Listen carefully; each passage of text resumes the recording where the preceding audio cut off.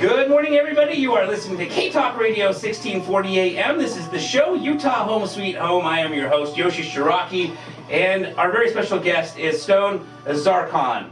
Thank you so much, Stone, for joining us today. Yeah, thank you guys for having me. Yes, yes. So Stone is the safety for the University of Utah, and we were just sitting here chatting before the show went live about if there's going to be a season or no season, and I guess they had a meeting last night is what he shared with me, but right now nobody really knows just yet. No idea. Pretty much what you hear from the media is what we know. So it's up in the air. Gotcha. So the good news though is that you guys are practicing and staying in shape, staying ready in case there is a season. And how many times a week do you guys practice, just out of curiosity right now? Right now we're just practicing like twice a week. Twice a week? We got lifting, conditioning, that's pretty much every day. So that's okay. About 5 days a week, and then just practice with the helmets only. No contact, nothing like that, nothing crazy. That's 2 times a week right now. So. Gotcha. Yeah. Lifting and conditioning, just out of curiosity, what does that look like? How many hours is that? It's not too bad. It's usually about an hour lift and then warm up included, like probably just a 45-minute run. So okay.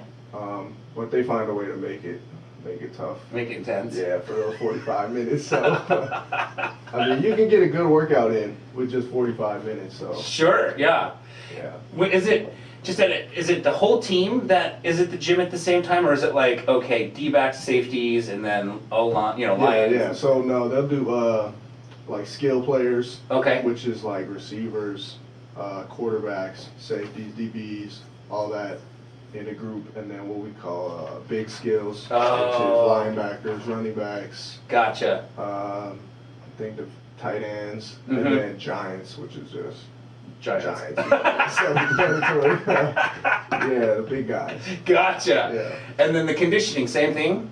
The conditioning, well, right now, actually, we've been conditioning just after practice. Oh, okay. So, which is different. I guess everything right now is different than usual. Yeah. But, yeah, we've been conditioning after practice, and they just, everybody's like cone has a different distance. Gotcha. So the skills will run a certain distance. Oh, the that makes bigs will run a sense. certain distance, and the giants will run a certain distance. Skills being the most, and Gotcha. being the smallest. Yeah. Gotcha. Okay, that makes sense. All right, so yeah, I've always been curious. So right now, practice twice a week. If things were normal, is it 5 days? Yeah, it would definitely be 5 days a week. Okay. Right now. Gotcha. Okay, cool. The game on Saturday, so right. 5 days a week, game on the 6th, and then you get 1 day off a week. So okay. Game day, do you guys do anything before the game, or you just rest up till the moment of kickoff? Before the game, we wake up and have like a little walkthrough. I wouldn't even call it a walkthrough, just like small, just kind of walking around, going through everything. Yeah. The depth charts, meetings all day before the game, and then all the way up until game day. It's pretty much until the game. It's pretty much just meetings. Got it. Okay. Very cool. At the football campus there at the U. At the no, usually we'll be. If it's a home game, we're at the stadium, the hotel. Oh. So we'll be at the hotel. Yeah. I don't know what it's called, the University Marriott or something. Oh, I didn't realize. Yeah, so we sleep at the hotel on game days. I didn't know that. Even here in Utah. Even home games, yeah. Okay. Just as a way for them to make sure we're not going out. I mean, I don't think anybody would, but right. Just so they can give us bed check us, make sure we're eating right. Oh, got it. Yeah. Has that been the case forever? Since I've been there. Okay. So I'm sure probably for quite a while. Got it. Never even knew that. Okay, very cool. Well, so those were questions that I hadn't planned on asking Stone, and we're going to dive into the questions now that I plan on asking Stone, but just the conversation we were having before we went live on air that inspired those questions. I was curious. All right, so Stone, can you please share a little bit about yourself? I got the opportunity to meet you a few weeks ago when we watched you, Jake Bentley, and Tyrone Smith training over at Olympus High School. And if you want to, for those of you who are listening, if you want to check out that video, you can go to utahhomesweethome.com. Actually, our website got hacked, so don't go there just right yet. Go to our YouTube channel, search Utah Home Sweet Home. I was going to tell you to go to utahhomesfilm.com and look for the YouTube link, but you can check out that video of these guys training. It was really cool because that was even before the Pac-12 shut down, and you guys were still putting in extra work outside of your work, which I was so impressed by. Yeah, so got a chance to meet you back then, and all I remember is you sharing back then that you were from Colorado, because the rest of it was you were training. But do you mind sharing with us a little bit about yourself, where you grew up, and how you fell in love and committed yourself to football? So, grew up, like you said, in Denver, Colorado. Okay. I grew up in a little city called Broomfield, about 15, 20 minutes away from Denver. Okay. So, yeah, pretty much I started playing football when I was really little, flag football, just through the city.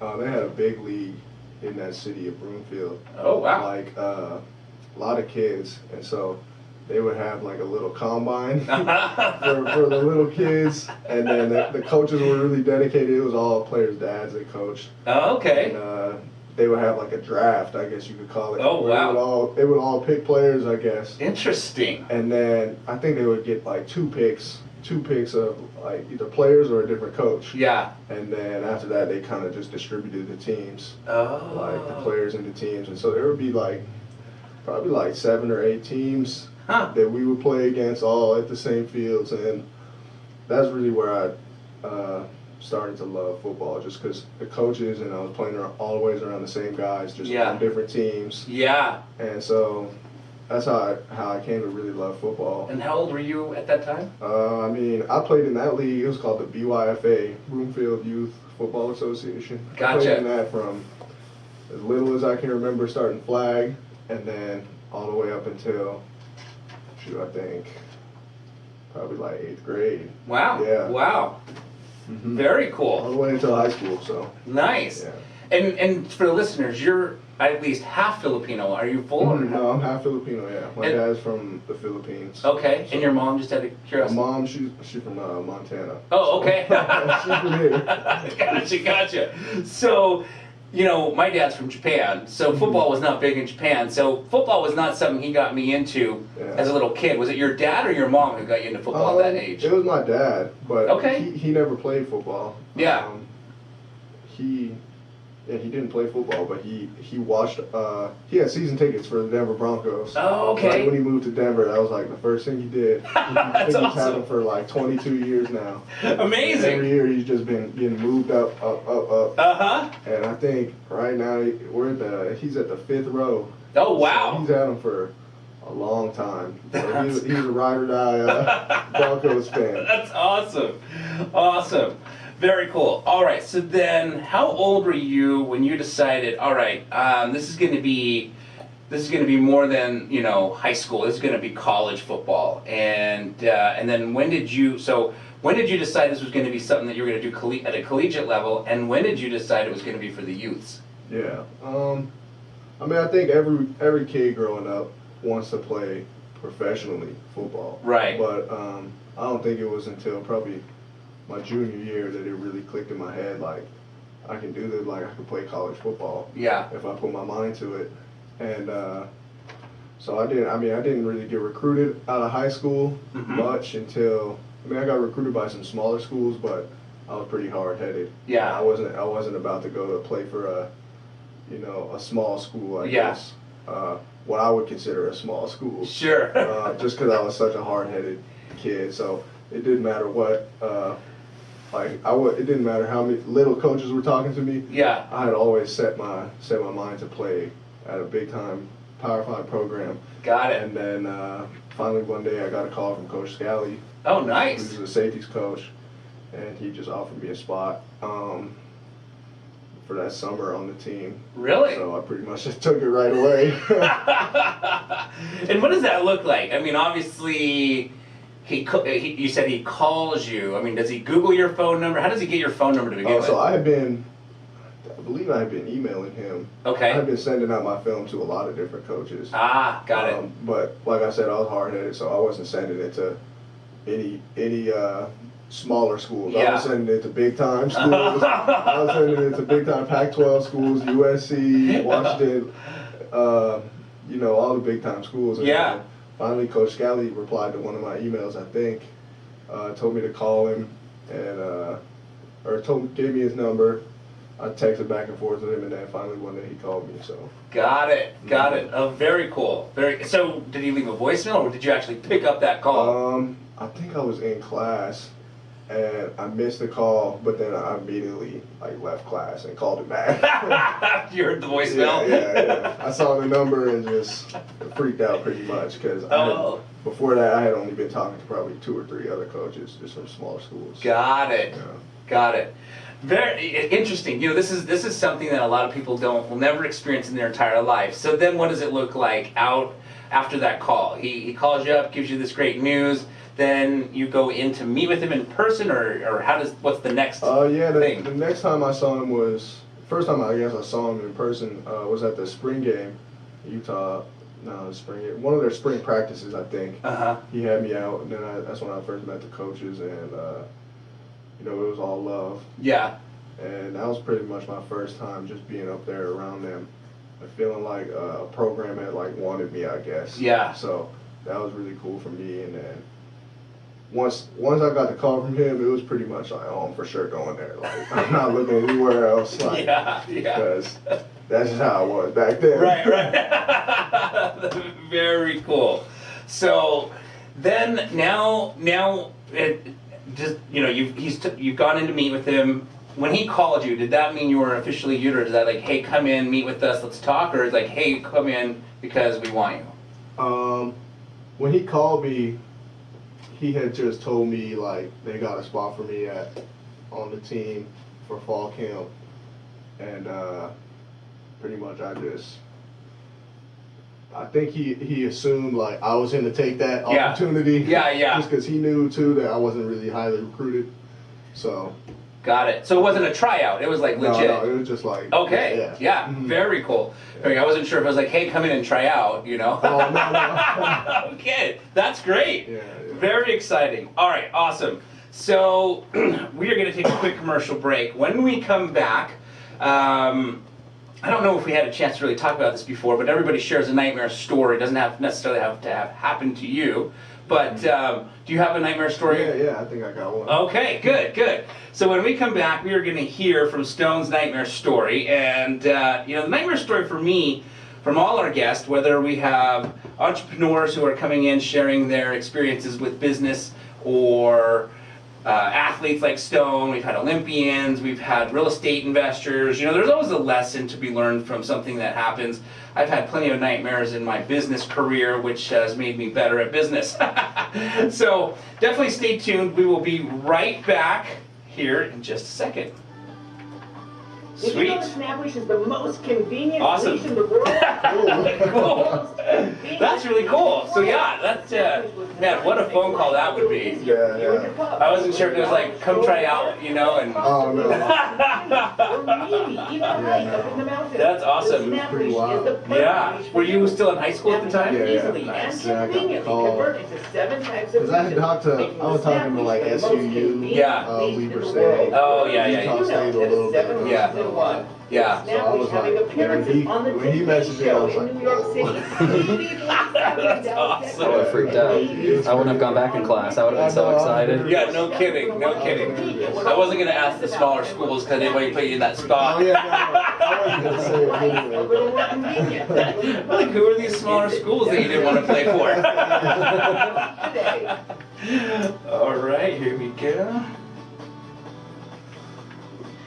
All right, guys, you are listening to K-Talk Radio 1640 AM. This is the show, Utah Home Sweet Home. I am your host, Yoshi Shiraki, and we are chatting with Stone about how he became the safety for the University of Utah. Now, was safety the position that you started immediately, or did you kind of evolve to safety? Were you something else before that?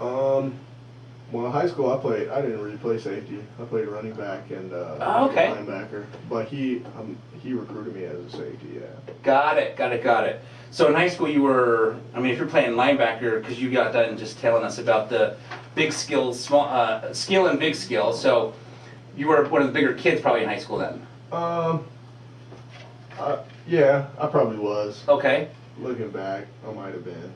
Got it. I was big when I came into the U. I was like, I was thick. I was like 205 pounds with like, I think I was like 18 or 19% body fat. Oh wow. So yeah. I wasn't very, I don't know what you would call it. I would call it fit at that time. But I'm getting there. So That's great. No, that's fantastic. What do you weigh now, and do you know your body fat? Yeah, right now I'm at about 198. Okay. With I think our last test probably was like 3 months ago, and I think I was 2 months ago, and I was probably, I want to say 10% body fat. Wow. So I'm trying to get down to like 7 or 8. Yeah. Yeah. Yeah. To do that, are you more watching what you eat, or are you doing more cardio, or a combination of both? Definitely just watching what I eat. Gotcha. I feel like I do. You do so enough much cardio, right? Just with everything. Yeah. Yeah. Then I just need it. It's really just my diet. Yeah. What do you think is keeping you from going down to 7? Pizza or Crown Burger? Ooh, from going down to 7, probably the fact that I got it. They want me to gain weight. Oh yeah. They want me to gain weight, and I want to lose body fat. Yeah. So it's a slow process. Yes, that's right. Okay. Did you ever meet Mason Conley? He's a friend of Tyrone. Almost played for the U, but then decided last minute not to. I don't think so. Okay. I think that was one of the things too that he's a tall kid, like Tyrone's height, and Oh, okay. they wanted him to get really big as well. And Oh, yeah. he's a leaner dude, and Yeah. he was. You just have to eat so much at that point. I mean, they say for a lot of people, they say gaining weight for some people can be just as hard as losing weight for others. Yeah, I So agree. It's like, I mean, because I know guys on the team that just stuff themselves. Yeah. They're drinking protein, 3 or 4 protein shakes a day, Oh my gosh. eating 6 meals a day, Yeah. full the whole day, don't even want to look at food, and Yeah. they can't even gain a pound. And so, I mean, it's like, I feel like it's just as hard for some people to force feed themselves as it is to, not eat anything and work out. Yeah, that makes sense. Okay, so let's dive into this nightmare story. If you don't mind sharing what you've prepared for us today. Yeah, so when I saw the nightmare story, I guess it kind of brought me back to my childhood. Okay. And so I thought about when I was a kid, I had an older brother growing up. He's passed now. Oh no. Sorry to hear that. No, That it's is a fine, it's nightmare. fine. Yeah. That is that. But so him and all his friends, he was 4 years older than me. So him and all his friends and me and all my friends would hang out, ride bikes around. Uh-huh. And so there had been a lot of robberies in our neighborhood. Oh. And so they were all chilling, like just in the backyard on their bikes. I was watching TV or something.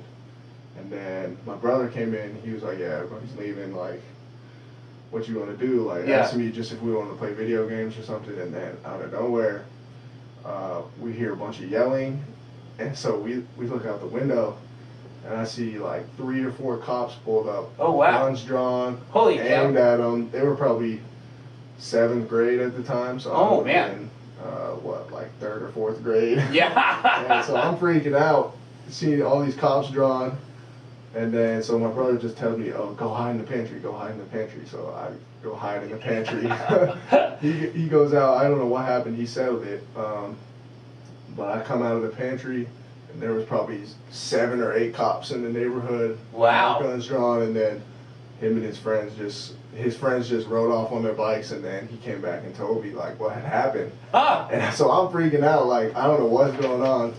But apparently one of the neighbors thought that they were the people that had been robbing the houses. Oh. So they called the cops on them. Amazing. And so all the cops pulled up, guns drawn, and yeah, so On they 7th had- graders. Yeah, it's a bunch of little kids. Oh pretty my much. gosh. And so then that scared me. Like that was probably one of the craziest things that happened, just because I had never seen that many cops with their Yeah. guns drawn. Yeah. They were yelling, "Freeze! Get down!" I would have panicked if I were out there. Yeah. I'm glad that You were watching nothing TV. happened. Yeah, I just peeked out the window, seen it. Holy cow. And, yeah, that's what my brother told me happened. They came, knocked on the door. The cops said, "You know them?" I said, "Oh yeah, those are my best friends." I'm just home, and we were home alone at the time too. So that Wow. was big for me, being in like 3rd grade. Seriously? Yeah. So you never stole anything after that? Not that you stole before that, but definitely not. So yeah. I guess what I learned from that was just like, you could be at the wrong place at the wrong time, right. and so just I don't know. You just gotta Yeah. be ready for whatever happens, I guess. And it also taught me that, my brother would always, and family would always be there for me. Yeah. Just, he took control of the situation. I know he was scared being Yeah. a 7th grader. So, Yeah, no kidding. Cops pulling guns on his friends. So, Yes. I don't know, it just, he took control of the situation, told me to hide, and it just showed me that, you always got to rely on somebody. Yeah. And it's always somebody that's going to be there for you. And you don't have to sometimes be that person that's there for other people. Right. And, because I don't know how I would have handled that situation if it was me. Yeah. But that's probably one of my nightmare stories, I guess. That Wow. taught me, I don't know. I don't know. It's hard to pick out like a single individual lesson that I learned from it, but it definitely showed me the reality of life. Like, Yeah. Yeah. Interesting. I wondered what the person on the phone said to the police when they called in, or the dispatch, that made them pull up with guns versus pull up and go, "Hey guys, come over here," and question first. Yeah, it's weird. Because 7th graders, you don't think would be very intimidating. Yeah, they were young. We were definitely all young. Yeah. And I think it's just because there have been so many robberies in the neighborhood. Yeah. Like, they were going in a line too. It was like this house, then the next house next to it, wow. the house next to it, house next to it. It was getting down the line. It was getting close to our house too, but we never ended up getting robbed. I think it's just because there were so many of us. I had 3 siblings. Oh, gotcha. And then we were always in and out of the house. Me and my Right. brother were always up late. Yeah. So I think when you have a house like that, Yeah. they can't predict when you're going to be asleep, when you're going to Right. be gone. They Right. try to stay away from that, I guess. But Yep, that makes sense. That makes sense. Wow, yeah, very intense. My cousin got pulled over here in Salt Lake. This was years ago, probably just after high school, and cops, got behind him and his friends, and him and his friend. I think there was only 2 of them. But my cousin was driving, and so they pulled over, and basically the cop, instead of getting behind him like a normal pullover, went in front of them so that they wouldn't drive, and got out with his guns drawn and yelled, "Put your hands up!" and then came over to my cousin. My cousin gave him the ID, and the cop's like, "Oh, sorry, wrong guy." yeah, it's a stressful job for sure. Yeah. I mean, you don't know. Yeah. They don't know what's going on, so it's a tough job. I think that's got to be one of the hardest jobs. Yeah. Just the amount of stress you're under every day. No When you kidding. die, Yep. and it's pretty. I don't know too much about it, but I know it's not the hardest job to get into. Sure. But it is one of the most stressful jobs. So Gosh, no kidding. It's a job that you've got to be pretty qualified for. Yeah, absolutely. I totally agree. All right, so we are going to take another commercial break, but when we come back, we are going to dive into mindset. I love dissecting the minds of people that are doing big things, whether it's a high-level entrepreneur, athletes, people that fix and flip houses, that leverage tons of money, and hope it doesn't go wrong. And hope is probably not the right word. I don't usually ever hope anymore it doesn't go wrong. Not that it doesn't ever go wrong, but at that point, you're pretty confident in what you're doing. But mindset's huge. Mindset holds a lot of people back from ever pursuing what they want to, pursue. People get comfortable in life, basically chasing the 9-to-5 dollar, and they don't believe that they can go out and become whatever it is they want to become, so they stay in that 9-to-5 for longer than they should. And so mindset to me is something that I've always said is like a muscle. It's, if you don't work it out, it gets weak. And so you've got to strengthen your mindset, and you obviously have a stronger mindset, not wanting to just go play for smaller schools. You knew it was this or nothing, right? And so we're going to get back. When we get back, we will dissect Stone's mindset. All right. Okay, Hi, and then... I'm Yoshi Shiraki, the author of the book, My Body's Just for Me. The book written for children. I don't know if you noticed, to every educate commercial's me too. children on the prevention Oh, really? of habits. With the assistance of Yeah, those knows my voice. The commercials are all me. I didn't know. Yeah, I used to read the commercials live, but then I was like, I need a little break, so recorded them, pre-recorded them. All right, so let's see. Pantry is a good spot. Yeah, actually, he said, I don't remember, but he said I came out eating chips. I didn't even remember that. You were nervous, but you were hungry. ProtectOurAngels.com today. And remember, the more we focus on prevention, the less we'll have to focus on rehabilitation. All right, guys, we are back. This is K-Talk Radio, 1640 AM. This is the show, Utah Home Sweet Home.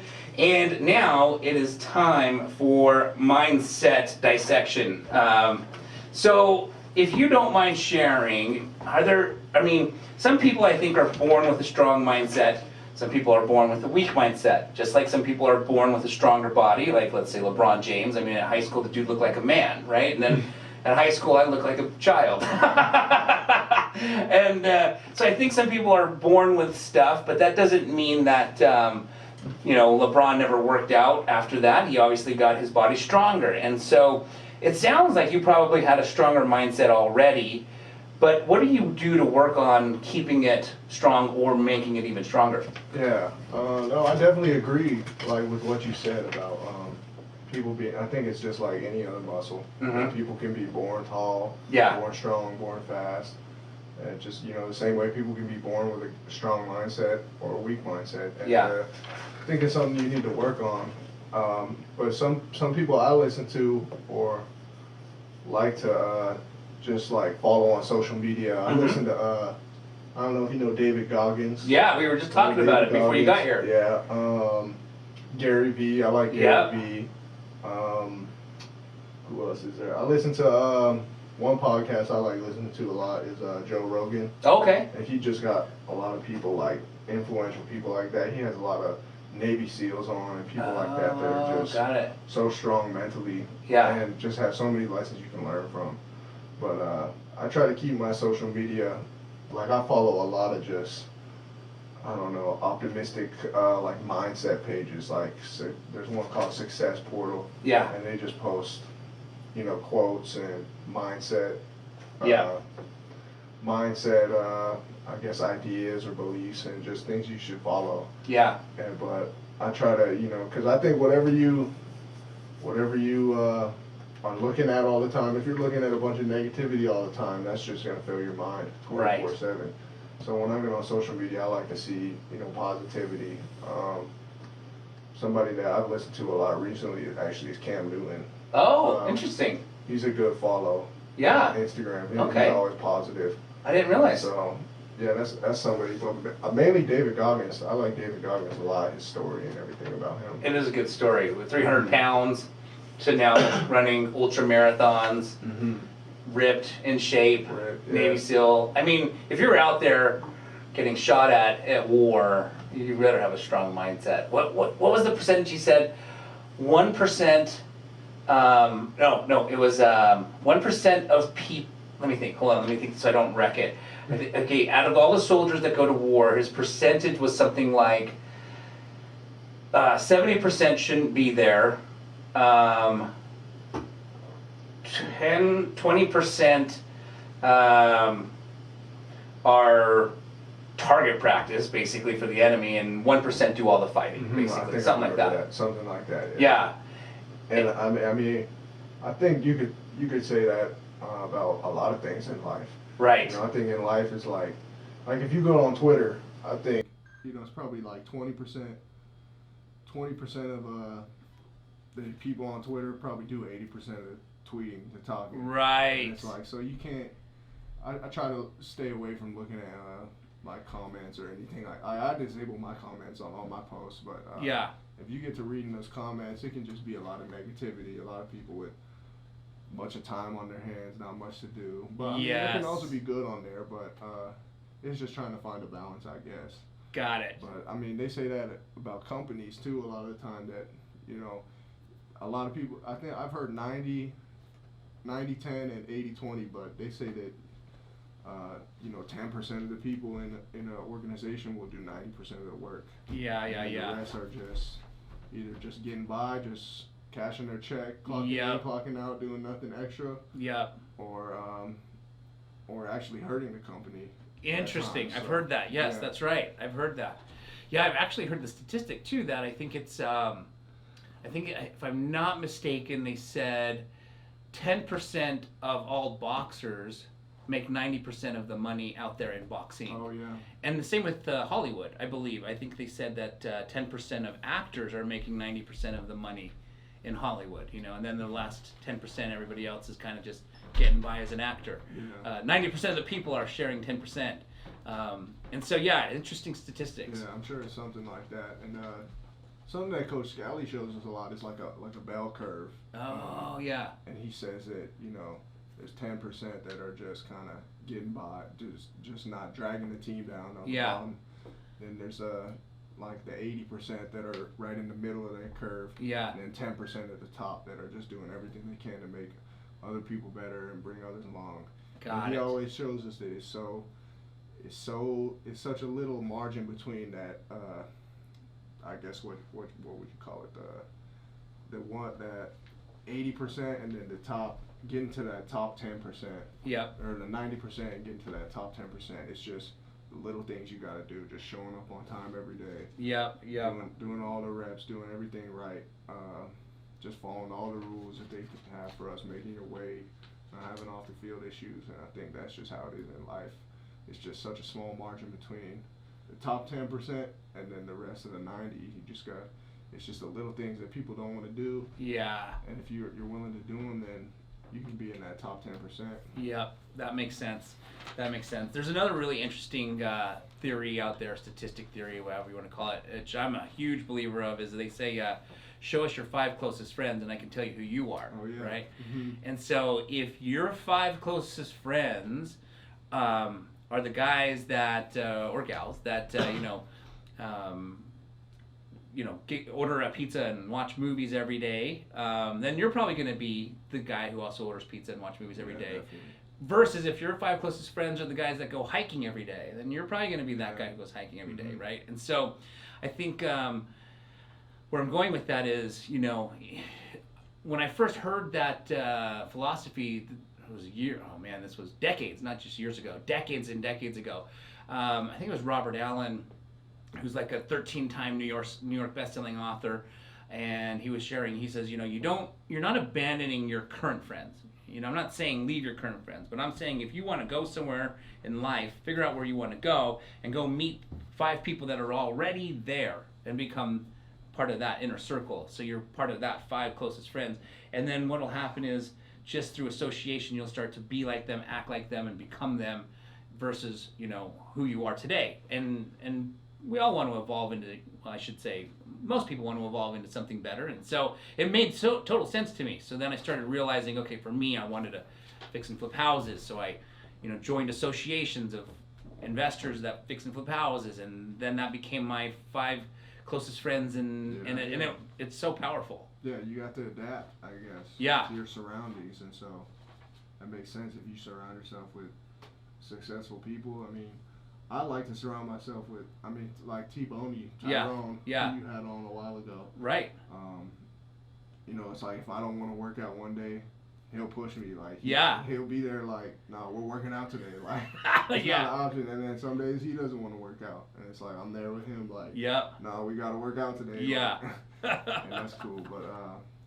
But now, like you said too, so one of the quotes from David Goggins, he says, that you should strive to be, he says, uncommon amongst uncommon people. Oh, yeah. I think that's something that a lot of us could especially for me, people on the football team could take note of, because it's like you're already uncommon. Yeah. Being a Division I football player, like a lot of people think they made it. Yeah. And that's how I was probably for my first year and a half, 2 years at the U. It's like I thought I made it. I thought I was big time. But then I heard that quote, and it's like, what? you're uncommon, but you're not uncommon amongst the uncommon. Yeah. You're just a regular Division I football player. Like nobody cares about you. Right. If you want to be really noticed and be really great, you have to be, like he said, just uncommon amongst the uncommon. Yeah, I like it. Not just be a Navy SEAL, he said, but be the best Navy SEAL there is. Yes. So I think you can say that about any profession. You know? I agree. Don't be just any janitor, but be the best janitor that there is. Yeah. That people want to hire you, that people love to see you, and Right. not to knock on janitors. That's a well-paid profession. Yeah. But you can say that for anything. Yeah, absolutely. I like that. I've actually never heard him say that, but I've heard him say you got to be maybe I did hear him say it, I just didn't resonate until you just said that. But he says you got to definitely be uncommon, but I didn't realize the uncommon amongst the uncommon. So that's actually taking it to another level. Yeah. Mm-hmm. Very cool. Okay. Excellent. So this next question is something that's always fascinated me since I was younger. I used to be an amateur boxer back in Brooklyn, New York City, when I lived in New York City. And, I'm much older than you, and so the internet didn't exist back then. And something I always wondered was, what does a day in a life look like for, back then it was Oscar De La Hoya, Julio Cesar Chavez, Mike Tyson, these guys that I idolized as a young, as a young aspiring boxer. And I remember vividly opening up Sports Illustrated one day, and I was living in New York City at the time, and it was a day in the life of Oscar De La Hoya. It was an article. There was no video because there was no YouTube. There was no internet. And so I read through it, and it basically broke down. He woke up at this time. He ran 6 miles at that time. He ate breakfast at this time, and this is what he ate for breakfast. And I copied it to the T. I was so fascinated with it. And I've always been fascinated with a day in the life of athletes in general. So if you don't mind sharing, what is a day in the life of, we're going to do this in 2 segments, off-season and on-season. So let's go off-season first. You got no games, you got no practice. What does a day in the life look like for Stone during the off-season? When do you wake up and all that stuff? If we have no practice, we usually get about a month off a year. Okay. A month off for just nothing, completely free. Okay. And so that's nice. I'll really wake up whenever for that month, which is usually sometime before noon. 9. No, I wake up pretty early. I mean, I don't know if I'll call 9 early, but earlier than a lot of college students, I guess. Sure. I wake up whenever, around 9ish, and then make sure to get a lift in and condition somehow, which is usually just field work or something. Then watch film on my computer. Really just do whatever for that month. Just because for that month it's like freedom almost. Like we never have time off like that. So and you're not in school either, right? No, okay. not during that month. So I just make sure to get my 2 workouts in, and then the rest of the day is just whatever. So that's nice because I can just, if I don't want to work out in the morning or I got something going on, then I'll make sure I work out that night. But I try to work out in that off season at least 5 times a week. Gotcha. Usually 6 though, but I like to get a day off in there just to rest. Gotcha. How clean is your diet during this process? During this 1 month of nothing? During that 1 month, usually well, it depends. I might be home for that 1 month with my mom. So she would be cooking for me if that's the case. And so I'll be eating good. My diet would be, she cooks pretty clean. Okay. But if I'm on my own, then it just depends what I'm willing to cook. I'm not the greatest cook, so Lucky it Charms. consists of a lot of Chipotle. But I try to eat as clean as possible. I just mainly try to stay away from processed sugars. Gotcha. It's a big thing for me. I eat a lot of. Where it gets me is like salty food. I could eat a lot, like chips all day if I wanted to. Yeah. But I try to stay away from that. But my diet's always been pretty clean. But it's really just, I guess, from that, like you said, from that line from going from 9 or 10% to 7 or 8. Yeah. It's a thin line, and you gotta do the things. You can't just do no candy for a month. You got to do no candy for 2-3 months. Yeah, so. yeah. Gotcha. Okay. You know, it's interesting. I've been watching on YouTube. I've gotten fascinated with. I'm trying to get back in shape, and so one of the things I've been watching is, and not cardio shape, but also build muscle. Mm-hmm. And so I've been studying some of these professional bodybuilders, Ronnie Coleman. You know, I mean, the guys that are like the best in the world, right? Mm-hmm. And some of them, not all of them, some of them during their off season eat like garbage. Like, Oh, yeah. I mean, they go to town, and it's because on season, in order to look, you know, to win Mr. Olympian in front of all these judges, along the side of, you know, a bunch of other dudes who are freaking ripped, they eat so incredibly clean during season to get that waistline at a 28, 29, you know, but to have a chest and shoulders so huge. Yeah. And so off season, some of them just go to town. So I was always curious to see if that's what Stone does. Yeah, I definitely go. My diet's definitely not as clean off season, but I try to stay pretty consistent with it because that's a big thing. It's just consistency. But Got it. a lot of rice, a lot of chicken, Yeah. steak. That's pretty much it. Okay. Got it. All right. So now, what does an average day look like during season? So, I mean, I would have to imagine that every athlete, whether it's basketball, football, whatever, knows when practice is, so they obviously don't take a class during practice, right? They won't let you. Got it. So everybody's practicing at you know, the time that they're supposed to practice. What does that look like? Because it's mornings, right? That you. No, when do you so wake- we'll day in season, I guess. Okay. If we're in season right now, Yeah. on Monday, typical Monday, wake up. We'll have either a lift or meetings, depending when we played. If we played on Saturday or Friday game, usually Saturdays, but every now and then there's a Friday or Thursday game even. But we'll wake up. I'll be at the facility by 6 a.m. for 6:30 workouts or meetings, which would just be film. Yeah. After that, we'll done. So you're waking up at what, 5:30, 5? I'll wake up at 5:45. Okay. Just drive right to the facility, don't shower or anything. Yeah, yeah. Not at all there.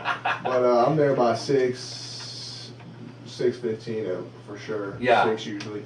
6:30 meetings in the lift, and at 7:30, then we'll go shower. I'll go shower, eat breakfast. At the facility, yeah, right? at the facility. Okay. All there. And then by that time, it's probably 8:30. Get ready for class. Class around 9. Then class goes from probably 9 to 12, 9 to 1, depending on the day. With breaks in between, not the whole time. Sure. You know, 2 classes, Yeah. break in between, then back to my other class. That'll be done around 12, 1. Then we got to go eat lunch. Meetings again start at 2 o'clock, so 2 o'clock to 3 o'clock is meetings. Then we have a practice for prepare whoever we're playing for that week. Got so it. That practice will go probably from 3 o'clock till we'll be done around 6 o'clock. Then 6 o'clock, done, go shower, eat. By then it's about 8 o'clock. Yeah. Go home. You got homework. If you want to watch extra film on your own, that'll put you at 9 o'clock. Then you get home at 9 o'clock. Do homework. Spend whatever energy you have left on homework. Yeah. And then go to bed pretty much. So that's how it is pretty much Monday through Friday. And then Saturday's a game. So it's a grind for those for in season, but Yeah. it's definitely worth it. Yeah. Okay. Very cool. How much homework is there? A lot? Do you ever get a lot? Get a lot of homework? Yeah, I do get a good amount, but like to do it. We get free time when we first get to the hotel. Like if it's a traveling game. Yeah. Yeah, I haven't been having too much homework throughout my college career, I guess. But it's definitely times when I'll be flooded, like getting home from practice and it's like, oh man. Yeah. I don't know if I got the energy for this. 2 hours of homework, but get it done. Yes, yes, awesome. Okay, very cool. So walk me through, now we're gonna go specifically to game day. Okay, so everybody's probably, maybe not everybody, but tell us your game day ritual. Obviously, you wake up, you know, and at some point you wake up at the hotel. I didn't realize you guys sleep at the hotel. Yeah. At some point you're meeting up with the team, and that time in between, if you could take us through your personal game day ritual, and then anything that you do, you know, maybe specifically right before a game, or maybe that's with the team. Yeah, no, game day, so I like to wake up pretty early on game day just because we had bed check the night before. Mhm. I think 10:30. Got I'll it. wake up pretty early on game day, 7 Okay. a.m. Go down, eat a quick breakfast, and then I like to just hang out in my room, you know, watch some YouTube. Uh-huh. A lot of David Goggins, you know, nothing in particular, but just kind of whatever. I don't have any really, I would call them rituals, but there's certain things I do that are just, I don't know, I just always do them. I try to get like a gallon of water. I try to drink a gallon of water before the game. Oh, so you don't cramp Well, up? unless we're playing in a morning game or a noon game. Yeah. Then I usually don't have time to get a gallon in, but yeah, and then when we get to the field, the first thing I'll do, just put on my cleats, and then a lot of guys have rituals when they get to the field, like certain things they want to do. Yeah. Me, I'm not really like that. I just get to the field. One thing I always do, I'll put my cleats on and just jog, just a lap around the whole field, right when we get there. Okay. Just kind of, I don't know, just get my mind right. And then after that, just listening to music through my headphones, getting taped, getting dressed, you know, everything. Nothing unusual. Yeah. But yeah, I don't have really any rituals, I guess I would say, like a lot of people do, but Yeah. I just kind of go in there with my mind right and just prepare for a fight, I guess. Got it. How early before the game, when you say right when you get there, you run a lap around the field. How early do you guys get there before actual game time? Oh, we get there about 2 hours before the game. And this is both away and home? Mm-hmm. Yeah, Okay. Yes, sir. So when you get there, the other team's also getting there? Yeah, probably about the same time. Yeah, about the same time. Gotcha.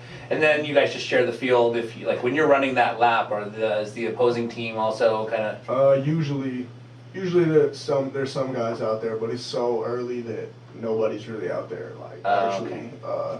The field's not really like split up yet for into like who gets this Yes. side and what. So it's just kind of like free reign at that point, just because it's so early. Got it. But, yeah. Here's a random question. How before the game, when you say split up the field, how much trash talking happens? Very little, or I mean, maybe it depends on the team. I don't know actually, because a lot of guys like to go out there and throw the ball around, or ride the bike out there, the stationary bike, or just kind of just sit out there and just take everything in. But I'm usually one of the guys that's just in the locker room until they call my group to go warm up. I just in my locker, just with my headphones on, just in my zone. And it's funny, like you talk about boxing. Sometimes I will watch a little bit of boxing before, like Mike Tyson highlights. Yeah. Muhammad Ali, or just somebody inspirational like that. Yeah. Not that I need the inspiration, I guess, but it's like, doesn't hurt. I don't know. Yeah, it doesn't hurt, and it's like, it's also cool to just see how they took I guess what they would call game day. Yeah. In comparison to mine. Yeah. I mean, when you watch the Olympics, I mean, you know, I don't know about every single Olympian, but the ones that they'll show highlight, they all got headphones on, you know, prepping their mind with music or positivity or whatever, right? You know, I mean, I remember Michael Phelps would be in the zone, he'd have his straight face, headphones on, pacing, and you know, I mean, not that he needed it, but it doesn't hurt, obviously, right? Yeah, definitely not. Yeah. Oh, very cool. Okay, so. Do you mind sharing with us? Earlier you had said any kid who grows up playing football's dream is to obviously be in the NFL. What are your football goals? Yeah. So when I first got to college, actually, I didn't have, my goals were, like, I kind of dropped my goals. Like, I just was always, when I first got to college, I was like, oh yeah, I just want to be like an attorney or something. And then these past few years, and it's like, where my mindset has really changed in these past 2 years.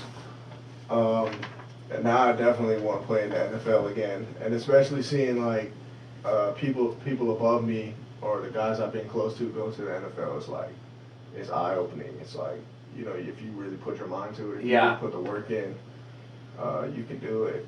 And especially, it's been weird for me seeing like, because every safety since I've been here that started, because I haven't played at safety yet. Okay. So I'm hoping I can start the next 2 years at safety. But all the starters who played above me since I've been there have all gone to the NFL. So Really? yeah, Chase Hansen, Oh. and Marquise Blair, Corian Ballard, and then just this last year we had Julian Blackman and Terrell Burgess who got drafted in the 2nd and 3rd round. No way. So it's like every safety who's played before me has gone Yeah. to the NFL. So it's like eye-opening, and at the same time it's like, man, you can really do this if you Yeah. just put in the work and put your mind to it. And those are guys who've been a big influence in me. So yeah, I definitely would like to play in the NFL, but my goal right now is just to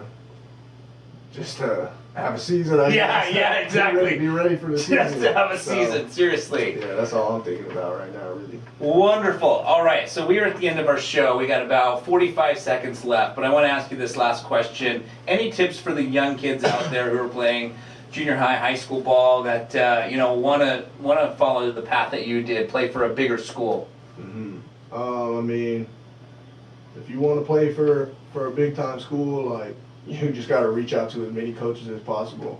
You know, I mean, being somebody who wasn't recruited, I was sending messages out to whoever. I didn't Yeah. care if it was a school I didn't care who the school was. I was sending emails to USC, Alabama, Washington. I didn't care. I was just hoping these coaches would read it, watch my film, and like me. So, I mean, really my advice would just be listen to your high school coaches or your little league coaches because they know what's best for you. Yeah. And just keep working, do your thing, and one day you'll get there. Wonderful. Excellent.